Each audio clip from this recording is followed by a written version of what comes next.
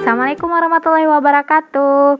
Jumpa dengan saya Dinda Diana Fitri dengan NIM 18210175. Saya KN atau kuliah kerja nyata di Desa Ciharasas. Selamat datang di Desa Ciharasas. Dan kali ini saya akan mewawancarai 3 keluarga. Nah, 3 keluarga tersebut tidak lain adalah tetangga saya. Yuk kita jumpai 3 keluarga tersebut.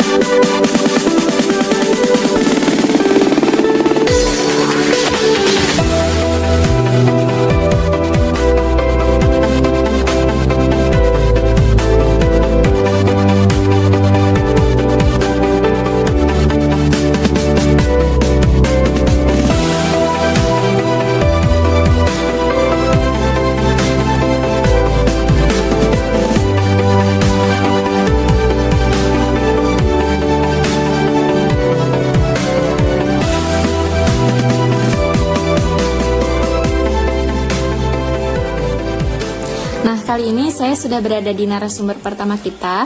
Narasumber pertama kita ini bernama Ibu siapa, Ibu? Ibu Titin. Saya mau mengajukan beberapa pertanyaan. Silahkan Ibu Titin untuk menjawab ya pertanyaan dari saya.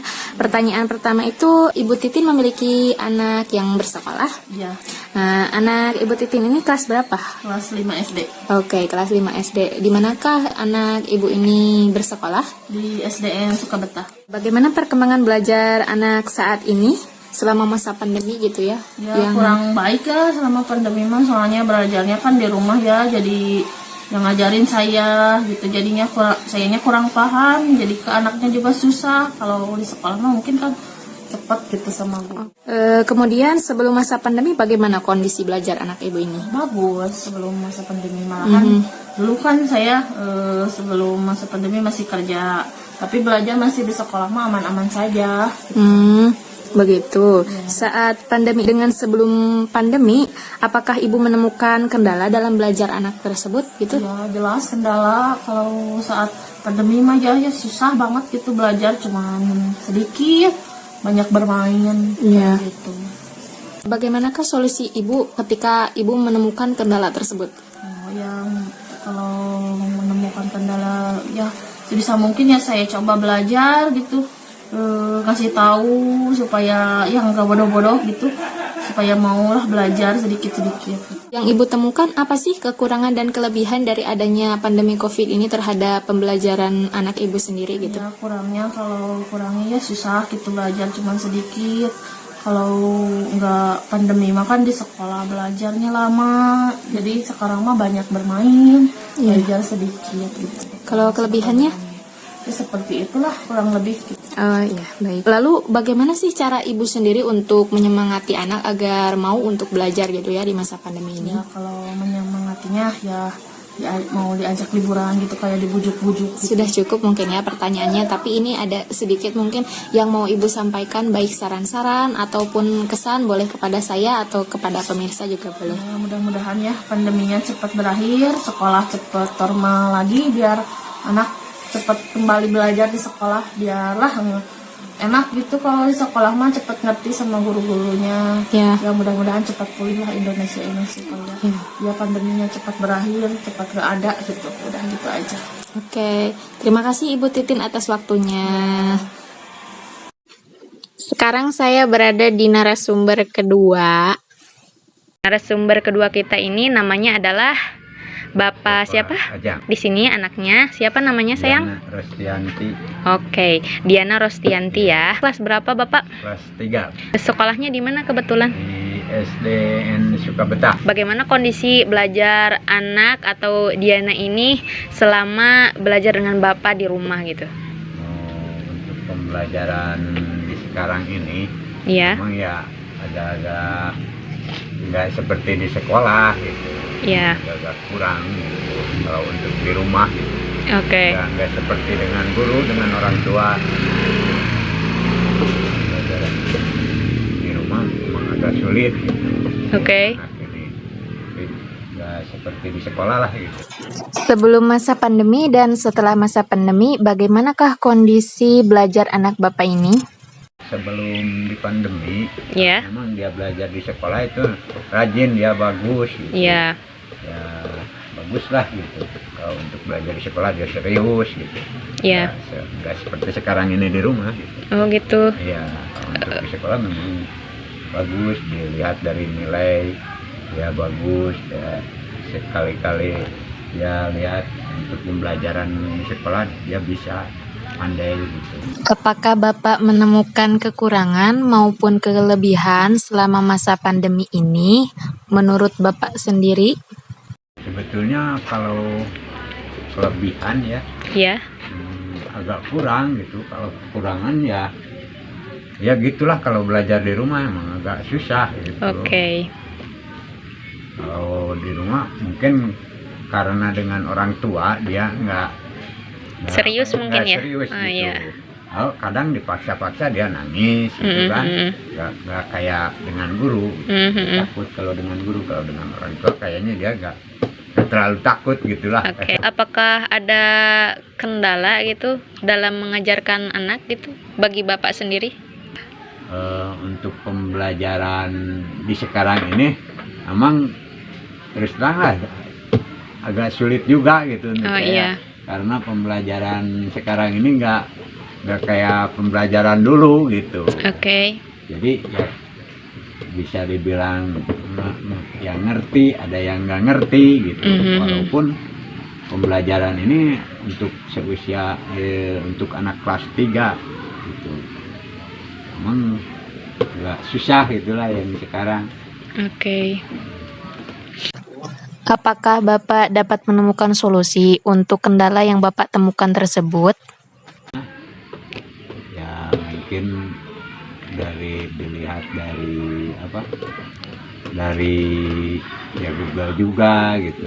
Oke. Sedikit sambil belajar lah, saya sendiri jadi ikutan belajar juga gitu, orang tua gitu. Iya, bagaimanakah solusi Bapak untuk menyemangati anak belajar itu seperti apa sih?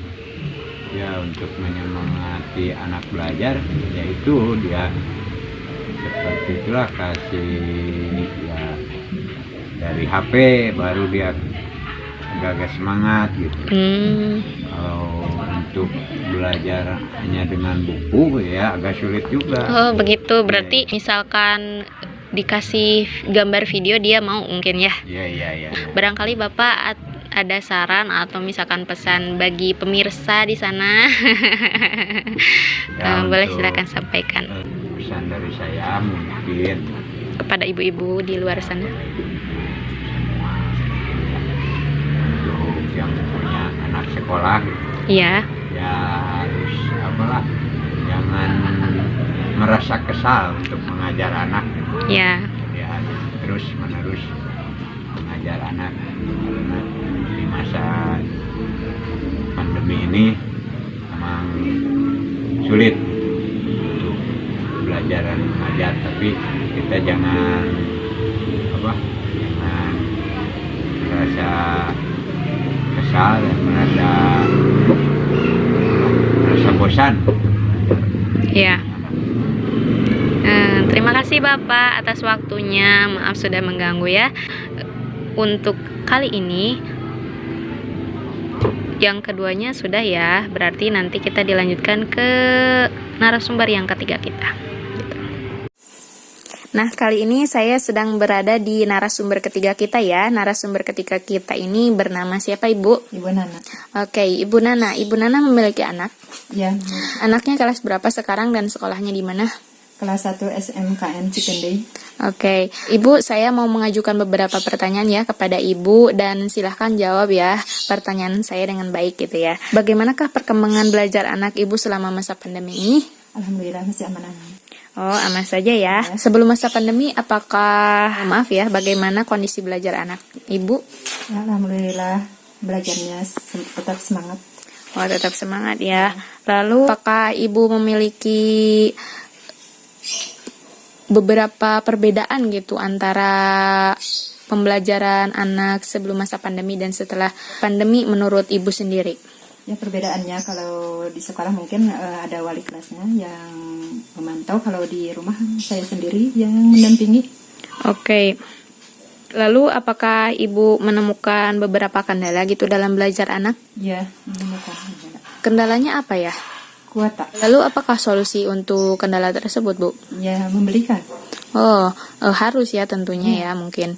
Nah, lalu apakah Ibu ini memiliki kekurangan atau kelebihan dalam belajar anak itu selama masa pandemi ini menurut Ibu sendiri?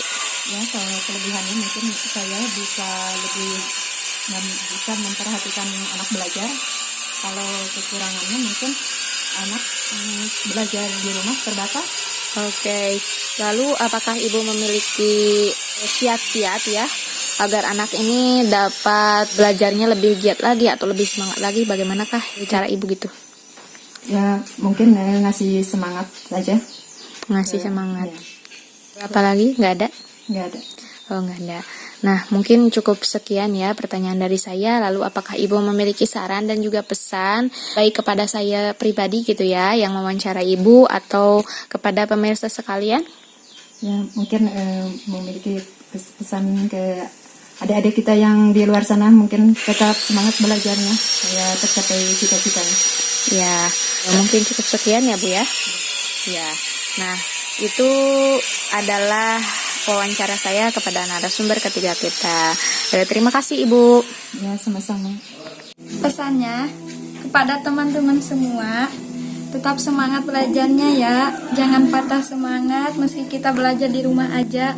Nah, jadi kesimpulan yang saya dapatkan dari wawancara yang saya lakukan kepada 3 narasumber adalah orang tua memiliki kesulitan atau kesukaran dalam mendampingi anak belajar, terutama dari orang tua sendiri ya yang memiliki pendidikan yang kurang mumpuni ya untuk mendampingi anak belajar dan tidak tahu harus bagaimana gitu. Maka saya berpesan kepada ibu-ibu atau orang tua di luar sana agar mereka lebih giat lagi, lebih semangat lagi untuk bisa mencari cara agar anaknya dapat giat belajar dan semangat dalam belajarnya. Terutama biasanya anak lebih mudah untuk dibujuk rayu ketika mereka diberikan applause atau sebuah penghargaan gitu ya.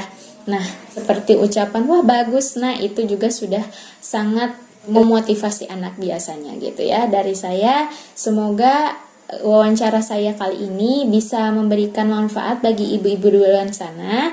Juga semoga kalian yang menontonnya dapat mengalami manfaat dari semua ini. Oke, sekian dari saya. Wabillahi taufiq wal hidayah. Wassalamualaikum warahmatullahi wabarakatuh.